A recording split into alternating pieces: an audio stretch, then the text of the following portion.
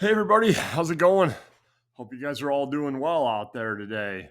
Well, it's been it's been about 3 weeks since I was on here last. I kind of got busy and doing some stuff, and next thing I know, I was like, wow, it's been a while. We've been redoing a bathroom in the house and dealing with yard work and weather issues and all kinds of stuff out here in the South going on. So I just really haven't had a whole lot of time, but I haven't forgotten about you guys. It's Sunday here, and well, it's Sunday everywhere, I'm assuming. It's Father's Day in the United States. So happy Father's Day to all you guys out there in the vinyl community um, who are dads. I hope you guys are all having a great weekend. I'm assuming we're all going to get records for our Father's Day gifts. I know that's what I'm getting. I can see the bills. So, hope you guys are all doing well. So, I'd been thinking about what I was going to do next for a while. Well, I had this plan before my little break here. So, I was thinking about, I've got a bunch of records in my collection that I only have one of, like only have one record from a band and some of the reasons as to why or whatever. So I thought I'd share some of those with you. Looks like I got one, two, about five of them to talk about with today and kind of go over some of the reasons to why I only have one of these or whatever. So we'll go ahead and get started. I'm going to start with 1982 Coney Hatch. Um, I've only got this is the only album I have from this band. This is a copy from the Netherlands. I think they're a Canadian band, and this is their debut. The copy's in very good shape. I like this record. It's a pretty good record. One of the reasons I only have one of these, this is one of the ones that was found, and honestly, before 3 years ago when I found all those records, I'd never heard of this band. I was surprised when I found those records how many bands I hadn't heard of, and I got a couple more to talk about today. Like I was out of the loop or whatever, and finding that collection and integrating it into my own really opened my eyes up to other records. This is a really good, solid early 80s hard rock album. It's got a dual lead singers, Carl Dixon and Andy Curran. And they got a pretty decent sound. When Carl Dixon is singing, he kind of has a Lou Gramm vibe, and they kind of remind me of Foreigner a little bit like that. And when Andy Curran is singing, he kind of reminds me of like Ace Frehley, like the way he sings that style, the way Ace sings. So overall, I like this record a lot. Um, it's got this. There's the label on the back of it right there. Just your blue Mercury label from the early '80s. But I really do like this album a lot, but I'm not going to go buy any more of this band. But this is a really good record. So the reason I only have the one, number one, like I said, it was found that I had never heard of this band. And I like it enough, but not enough to like start filling out collection and trying to find other music. Some of these bands that I'll be talking about were some of those bands that never really got too huge or whatever. And this is kind of one of them. So Coney Hatch, it's got a cool cover. I like this album a lot. This is a really good record. So that's one. So the next one I have, Rose Tattoo, Assault and Battery. When I found this record, this is another one that was found, obviously, Japanese press from 1981. It says it's a promo, but I don't see anything on here that says it's a promo. But you go with there's your label. When you go with the run out grooves and all that on Discogs, it shows that it is a promo, but I don't know if it really is a promo or not. They kind of have a punk sound. Rose Tattoo's an Australian band. They were on, well, it's on Mirage, but they're also part of, you know, um, the Young Group, what that record label from Australia, which is now out of my head. So, it's a pretty good, rock and roll album. It's got some cool gritty stuff on it. This is another band I had never heard of until I found this record and I listened to it, and they kind of remind me of AC/DC a little bit. It's like that dirty, gritty type of rock and roll, but the thing is about it is nothing really stands out. There's nothing great that really comes out to me like this band is killer or whatever. Um, Kind of like a bar band or something, very talented or whatever, but there's nothing overly special about this. I do like this record. Like I said, it does have an AC/DC vibe to an extent. Decent band, decent sound, but not enough for me to go want to buy a whole lot more of them. So it's another one, Rose Tattoo, that I only have the one of. And we'll go here now with Palace the Sentinel. This is from Holland, 1984. Um, I don't know if you guys have heard of this band. I had never heard of this band. This is another one that was found. Like I said, finding those records really opened me up to a whole bunch of different stuff. This is a very prog type record. There's the label on the back. Let me turn that around so you can read that. I kind of like that label. It's cool looking, I think. Um, but yeah, it's they kind of have a Pink Floydish type sound. It's very prog rock, which isn't really my vibe. I'm not really huge into prog rock stuff. I know a few bands like Queensryche, I guess, is considered progressive like metal, and of course, Rush or the Masters and so on, and Pink Floyd. But it's decent. I do kind of like it, but it's okay. It's a little too progressive for my taste. Too much proggy sound, like I said, which isn't really my vibe. But overall, not a bad record. But like I said, I'm not going to have another one of these. So that's another one and done. So next, The Who. Who's next?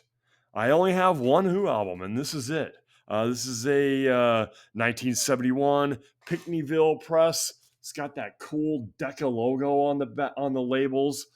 Um, this is a great record, honestly. It really is. It's the only Who album I have, and part of me is like, I should buy some more Who, but I mean, look at this track listing right here. Do you need any other Who? Unless you're a huge fan, do you really need anything else? It's got, Bob O'Reilly and Bargain and, Going Mobile, Behind Blue Eyes, Won't Get Fooled Again. That's like more than half the record are freaking cool radio bangers.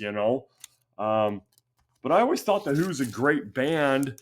The problem is you start going back far enough, you can get My Generation but so a lot of the other music you don't really know unless they were radio hits, unless you're a huge fan. But I really like this record a lot. This is a great album.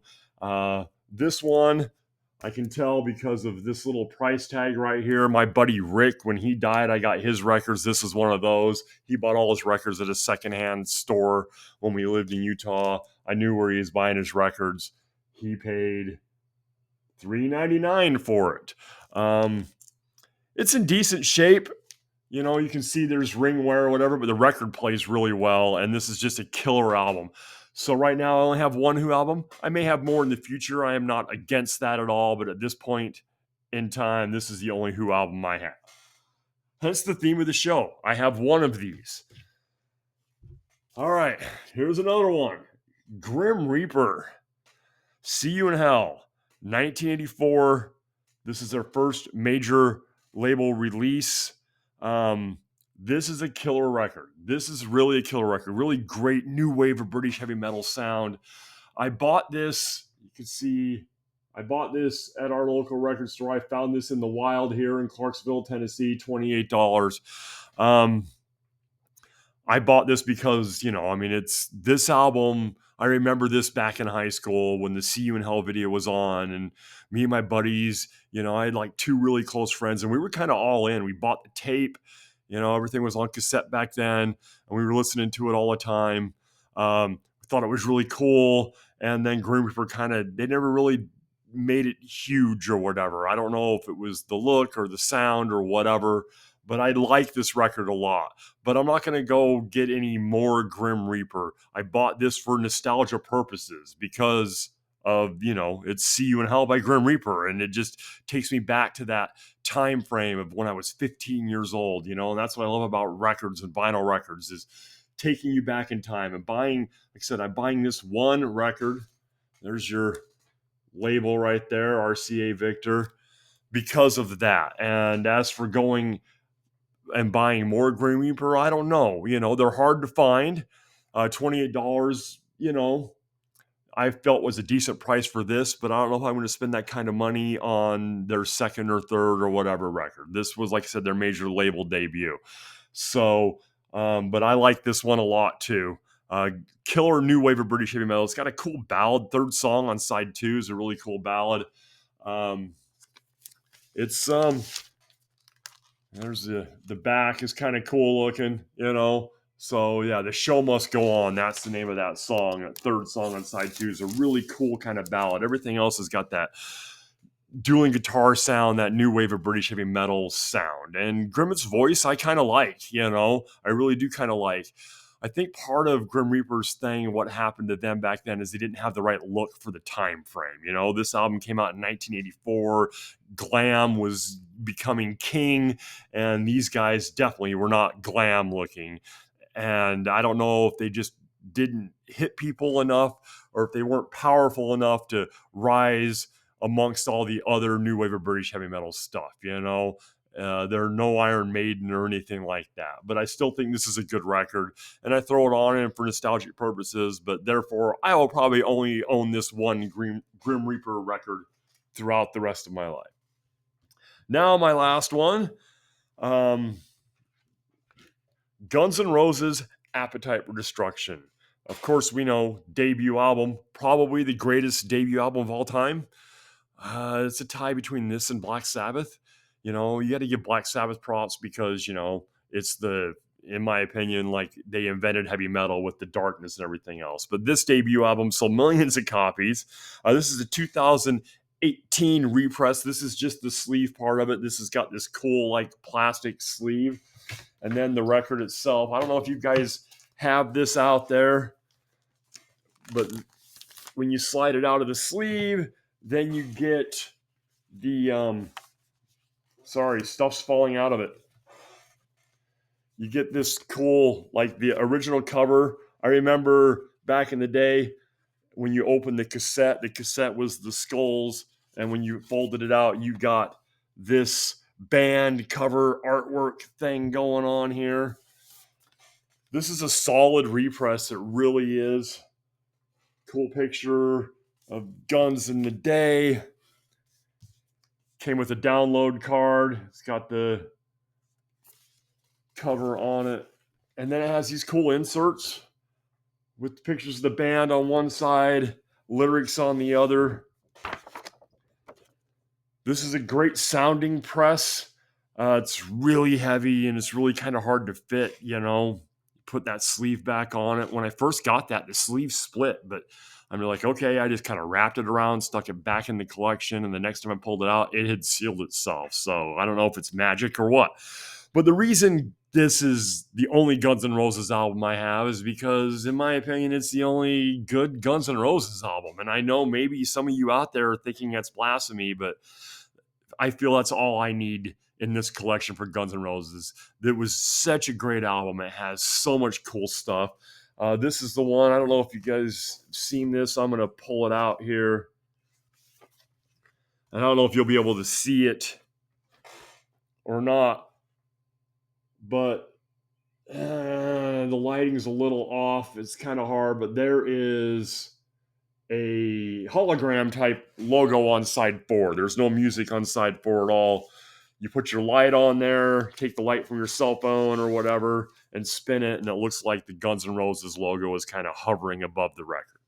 What can you say about Appetite for Destruction? Honestly, it's probably the greatest, like I said, probably the greatest debut album of all time. But it's the only Guns N' Roses I want.